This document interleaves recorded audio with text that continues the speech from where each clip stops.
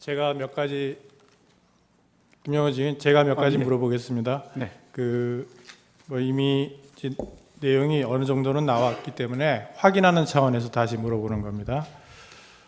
12월 3일 날 22시 17분경에 이제 국무회의 구성원 11명이 대통령실 대접견실에 모였을 때 다 모였지 않습니까? 네. 이때 11명이 모였을 때 이제 피청구인이 비상계엄에 관한 구체적인 내용, 그러니까 비상계엄의 실체적 요건이 충족됐는지, 그리고 시행 일시, 시행 지역, 그리고 계엄 사령관 등에 관해서 이야기를 했습니까? 제가 아니, 그 문건을 대통령님 하신 게 아니고요. 예, 제가 이제 그게 의안이었기 때문에 예. 의안이었기 때문에 제가 계엄 선포문, 그러니까 공고문이죠. 그거를 다 나눠드렸습니다. 그러니까 제 말은 네. 그러니까 구체적인 비상계엄의 내용, 실체적인 요건이 충족됐는지 심의를 하는 것을 말씀드리는 거예요. 그러니까 실체적인 요건이 있어야 될 거 아닙니까? 그 요건이 충족됐는지, 그리고 일시는 언제 한다, 그리고 시행지역은 어디다, 그리고 계엄사령관은 누구다, 이런 얘기를 구체적으로 이야기를 한 적이 있느냐 하는 겁니다. 그 포고문을 아까 다 줬다는 것이고. 네. 그 재판관님 말씀하신 그 1번 부분은 그 별도고요. 2번부터 밑에 거는 다 계엄 선포문에 포함되어 있는 내용들이라 계엄 선포문을 제가 다 이렇게 개별적으로 국무위원들한테 나눠주고 그 의안으로 이제 했기 때문에 다 알려줬다고 저는 생각하고 있고요. 1번 충족이 됐느냐 안 됐느냐 하는 문제는 그 전에 계엄을 하기 전에 대통령님께서 계엄 선포를 하시기 전에 거기에 대한 여러 가지 전시 또는 사변 또는 그게 이에 준한 비상사태. 그래서 이게 지금 현재 상황이 이에 준한 국가 비상사태냐. 그리고 그 뒤에 보면 사회 질서가 심각하게 교란돼서 행정, 사법 기능이 현저히 저하될 경우라는 얘기가 있습니다. 국회도 사회지 않습니까? 그러니까 제가 여쭤보는 말씀은 피청구인 대통령이 그 당시에 그런 얘기를 현장에서 했느냐 이걸 묻고 있는 겁니다. 현장에서 11명이 모였을 때 11명 모였을 때 말씀하신 건 제가 못 들었고요.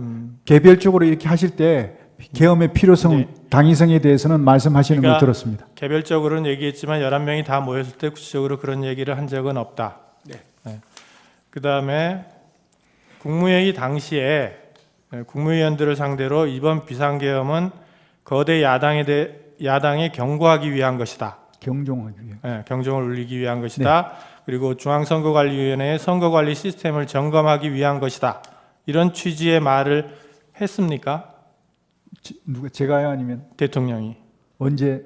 모였을 때 11명이 모였을 때. 그거는 말씀 안 하셨습니다. 말을 안 했다. 네.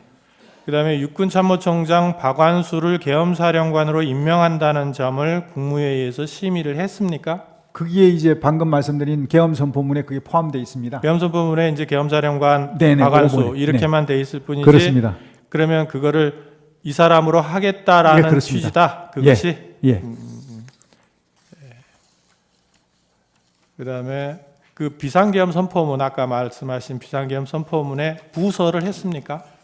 장관들이나 증인이 부서를 했냐고. 그렇게는 하지 않았습니다. 부서를 하지 않았다. 네. 그다음에 그 국회 건물 내부로 투입된 군 병력을 빼내라 이렇게 지시를 했다는 거죠. 네. 그러면 질서 유지만을 목적으로 군 병력을 동원을 했는데 질서 유지 목적으로 그러면 애초에 국회 그 본청 건물을 말하는 겁니다. 본청 건물 안에 군 병력이 왜 들어갔습니까? 질서 유지를 하는데 그 안에는 어차피 의원들 들어가 있고 의원 관계자들이 들어가 있을 텐데 외부에 뭐 시민들이나 이런 사람은 들어가지는 않은 상태인데 굳이 거기를 군 병력이 왜 본청에 유리창을 깨고 진입을 했습니까?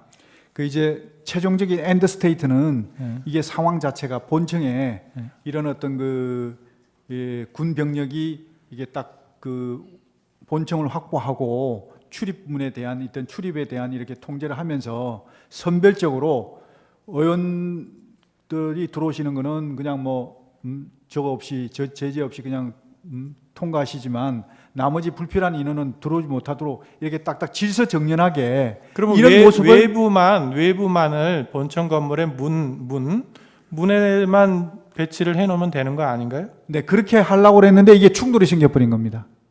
들어갔으니까 충돌이 생긴 게 아니에요?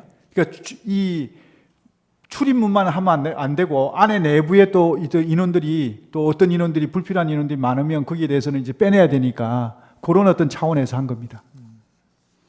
그리고 그 아까 자꾸 체포 이런 얘기가 나오는데 증인은 이제 포고령을 위반할 개연성이 높은 사람들을 몇 명을 추려서 말하자면 동태를 파악하라고 알려준 것이다 이런 취지였죠. 예, 동정을 좀 확인해. 그 말이 왜 체포로 바뀐 겁니까? 그러니까 이제 다른 사람은 체포하라고 지시했다는 취지로 얘기를 하는데 그게 증인이 얘기할 때 동정을 파악하라라고만 말씀을 하셨지만 동정을 파악해서 포고령을 위반하면 체포해야 된다 이렇게까지 말씀을 하신 건 아닌가요 혹시? 그건 아닙니다. 체포라는 말은 꺼내지도 않았습니까? 그렇습니다. 왜냐하면 체포를 하려 그러면 체포를 할 수 있는 기구가 구성이 돼야 되는데 그때가 안 됐다는 겁니다. 그 말씀은 아까도 하셨고 예. 그러니까는 그 말하자면 이 사람들이 포고령을 위반할 가능성이 높은 사람이니까 동정을 감시해라라고 그렇습니다. 했다는 말은 네. 아직은 아니지만 추후에 지금 말씀하신 것처럼 체포를 하기 위한 조건들이 있잖아요. 네. 조건이 성숙이 되면 체포를 해야 된다 이런 취지로 얘기를 한 것이 아니냐 이런 말입니다. 그래서 체포라는 얘기가 자꾸 나와서 묻는 거예요.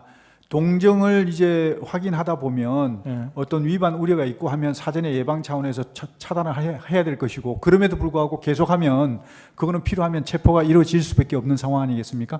그런 어떤 것들의 어떤 차원에서 연장선에서 생각하시면 되겠지만 근데 최초부터 혐의도 없는데 그리고 그때 당시에 시작할 때 얘기했을 때 앞으로 어느 정도 지나야 합동수사본부가 구성되겠냐 그래야만 체포조 운영이 되니까 그랬더니 아마 적어도 서너 시간은 더 있어야 될 것 같습니다. 이렇게 얘기를 했거든요. 그러면 앞으로 서너 시간이면 그때가 통화했던 게 22시 30분 정도 됐는데 새벽 2시 넘어야 된다는 얘기거든요. 네, 알겠습니다. 예. 예.